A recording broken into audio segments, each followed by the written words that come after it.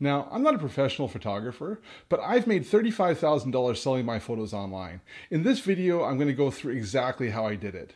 Which sites I've tried, which ones worked, which ones didn't, as well as which ones I think are going to be the best sites in the coming year.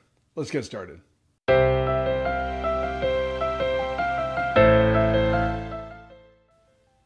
Hi, I'm James. I make a living as a software developer, but I love travel and landscape photography. And for the past 7 years, I've been selling my photos online. Now, I'm going to be going through the results that I've got selling my photos online, but your results may differ depending on the type of photography you do. I'd love to hear in the comments section about whether you've tried selling your photos online before and what type of success you've had. Also, stick around to the end of this video because I'm going to go through which sites I think are going to be the best in the coming year.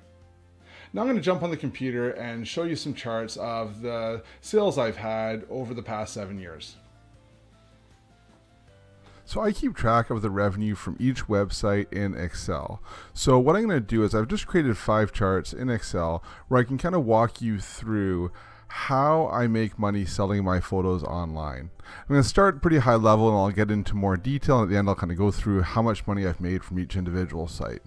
So this is how the $35,000 breaks out year over year. You can see that when I started here, my first year I only made about $1,000. And then it continued to increase over the next, for the first 4 years until 2015, when I reached the high of $7,000 a year. And there's a bit of a decline that's starting to rebound now. In this chart, you can kind of see why it went up and then went down.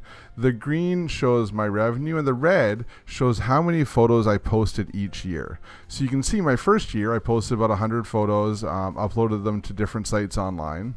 And then my second year I was very motivated. I did over 240 photos. Now these are 240 fully processed photos that I uploaded to multiple sites. Now, in November of 2013, my wife and I had our second child, and the time that I had to go traveling and take photos as well as process those photos went down.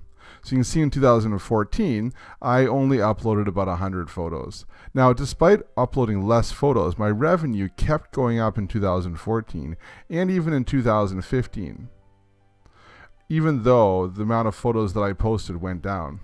Now in 2016, we had our third child, and I just really didn't have much time to travel and do photography. So 2016 and 2017, I really didn't post many photos, and that's why you can see here that my revenue went down for those years. And over the past year, year and a half, in 2018, I've started to post a bit more, and it started to go back up. So you can see that once you upload your photos, you can keep getting revenue from them, even if you're not posting regularly, but it will go down slightly year over year.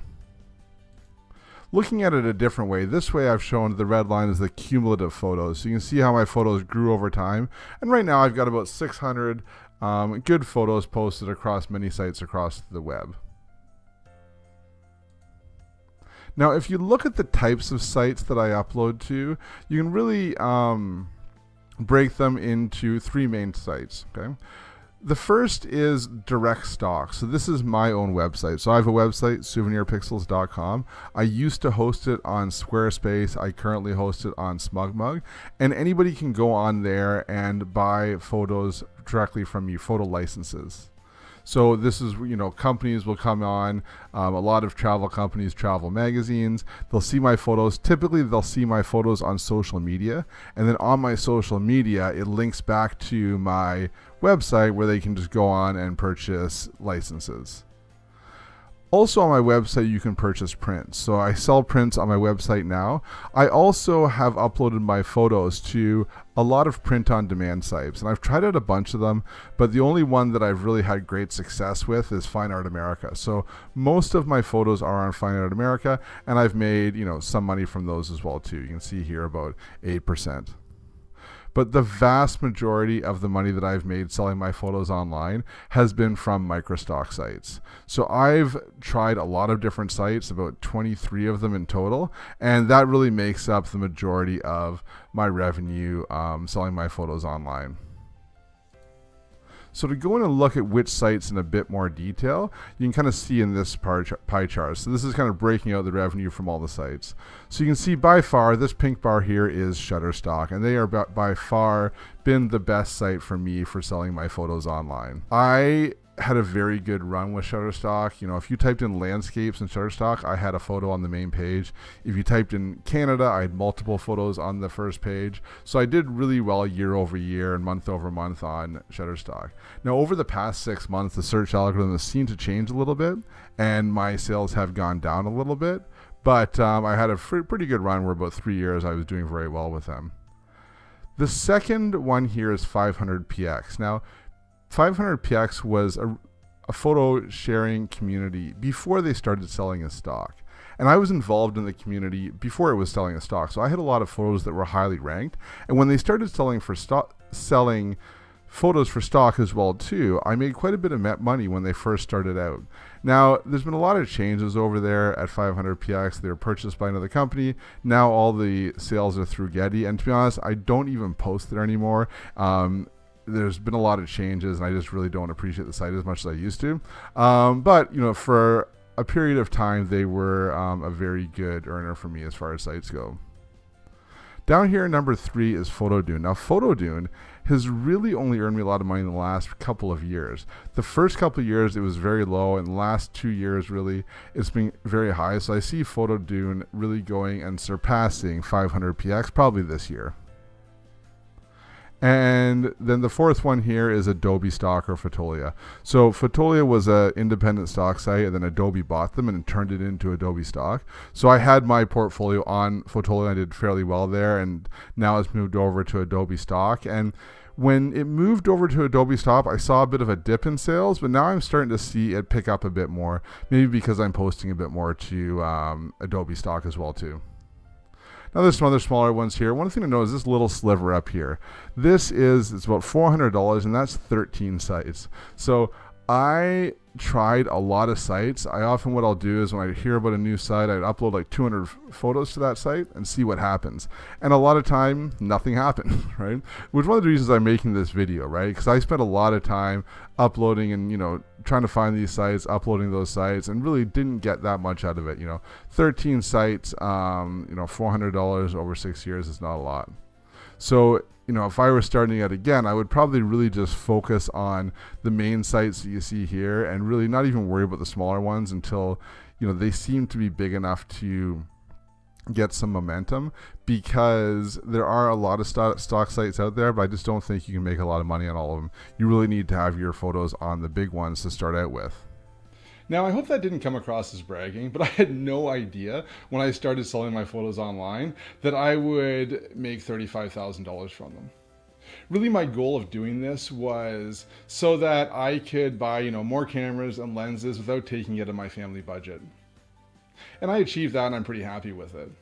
Now, there was a point when I considered trying to, you know, maybe go full-time as a stock photographer, but at the time, what was selling primarily was business images. So what I realized was that to be able to be a full-time stock photographer, I would need to go and get models and kind of pose them in different business situations, taking hundreds of photos a day and uploading them. And that really didn't appeal to me.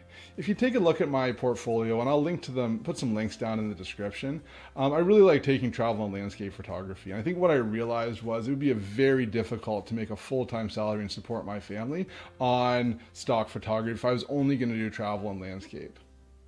The other thing is that I enjoy my day job. I enjoy software development. I enjoy working with my clients. So I kind of feel like even if I did photography as a full-time job, I would probably just become like a software developer would become my hobby, and I still code in my part-time. Right, so I decided to stick with software development as my main living, and, you know, photography is my hobby. Now, you may have different goals, and hopefully, you know, this video is still useful, the stats that I showed, even though I kind of really only work on it part-time. Now, at the start of the video, I mentioned that, you know, at the end, I would talk about which sites I see being the best in the upcoming year. Now, about 5 months ago, I tried uploading some of my photos to free stock sites. Now, if you aren't familiar with these free stock sites, there's sites like Pexels, Pixabay, Upsplash is another one, where you can upload your photos and then anybody can use them for free, commercial purposes for free. So they're stock sites, but you don't get paid. But the thing is, when someone downloads them, the sites encourage that person to give you a donation for the photo. So I just did, as a trial, uploaded 100 of my photos, 100 of my oldest photos that weren't really making me money on any of the stock sites anyways. And in the past 3 months, I've made about $60 in donations. Now listen, that's not a lot of money, but $60 is more than I made from a lot of the lower sites that I have out there. And as my sales go down on Shutterstock, I plan on taking more of my older images and uploading these to these sites. And I think they could be a fairly decent sized revenue source for this year. So that's something that you may want to look into as well. Again, I haven't made a lot of money off it in the past, but it's something that I'm going to be trying more in the future. You can let me know in the comments what you think about these free stock sites. Now, if you found this video useful, make sure you go and hit the like button below, as well as hit the subscribe and the bell so you can get notified when I upload new videos. Happy uploading.